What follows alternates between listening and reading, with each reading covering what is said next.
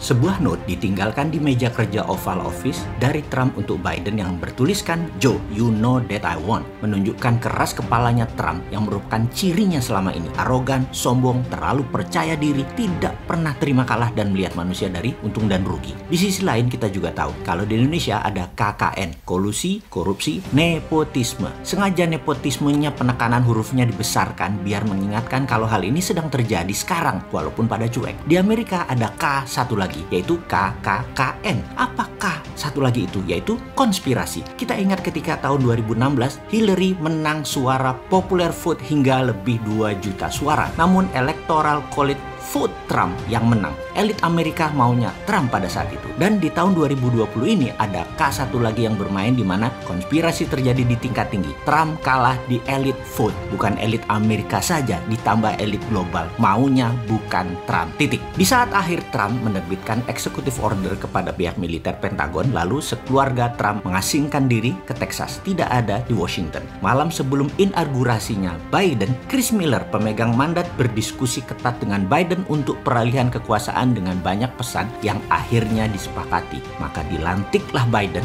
dengan damai. Ada beberapa persyaratan militer dengan Super Semar Insurrection Act-nya sebagai bahan negosiasi yang disetujui, yaitu anggaran militer 4 tahun ke depan $3 triliun atau 3.000 billion dolar. Tetap perang dengan Tiongkok dalam superpower competition. Trump tidak ada tuntutan hukum dan pengembalian semua bisnis Trump yang dijegal banyak pemerintah daerah. Semua akhirnya ketemu komprominya dan tidak ada dar-der-dor. Lalu kita tahu Partai Demokrat yang pro-aborsi, pro-LGBT, pro-transgender, pro-imigran membongkar semua proteksi Trump yang anti-imigrasi, anti-minoritas nakal, anti-Tiongkok, anti-LGBT, dan sangat white supremacy menjadi multicolor. Sekarang Amerika kembali ke masa bebas, sangat berwarna, seperti masa hippies, hang loose. Semua ini seru memang bernegara mereka itu. Amerika punya 2 sistem gaya pemerintahan namun tetap satu tujuan, world domination. Demokrat lebih mirip sosialis, Republikan mirip kapitalis, namun tetap liberal. Sosialisnya bebas liberal, kapitalisnya liberal. Lambang patungnya saja sudah liberty.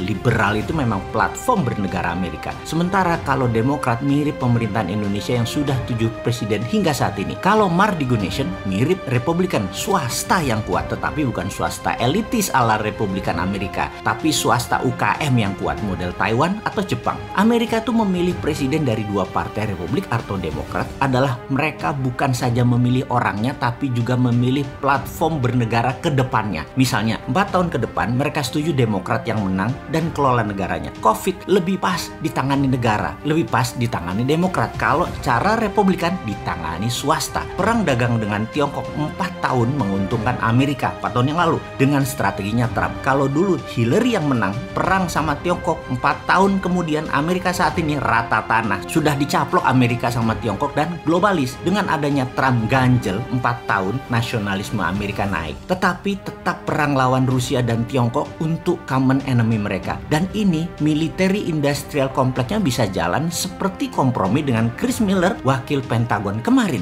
Urusan luar negeri CIA bukan Pentagon. Ini lain lagi strateginya. Siapa saja presidennya, operasi CIA lebih jalan di luar negeri kalau Demokrat berkuasa. Demokrat selalu pakai CIA alias perang shadow. Kalau Republik perangnya bedil-bedilan. Mau zaman FDR, Lincoln, Bush, Reagan, bedil yang keluarnya. Tapi penyebab perangnya semua partai Demokrat. Jadi Republikan negaranya pasti jadi kaya karena ekonominya tumbuh. Demokrat buang-buang uang yang dibuat partai Republik. Itu biasa, itu sejarah lama Amerika. Namun ada juga di zaman Demokrat ekonominya membaik, yaitu zaman Clinton. Bikin uangnya bagus. Zaman Obama belangsak Demokrat. Namun zaman Clinton, ASEAN Indonesia disikat hitman sampai lepas Timur dan rupiah terjun bebas dari 2.500 ke 14.000. Sampai sekarang rupiah belum pernah kuat lagi. Jadi Mardigunation ini antitesa 7 bentuk pemerintahan Indonesia sebelumnya. 7 pemerintahan sebelumnya mirip Partai Demokrat Amerika, sosialis, liberal. Suatu hari Indonesia akan punya platform penyeimbang. Swasta, bottom of pyramid, aliran politiknya patriotik nasionalis, aliran ekonominya kapitalis wong cilik. Wong cilik pegang kapital, ekonomi penguasa pasar. Masa kita milih presiden namun siapa aja presidennya platform platformnya sama, ikut IMF lah, BUMN sebagai agen perubahan lah, itu kuno. Ganti ke depannya. Dengan bergantian,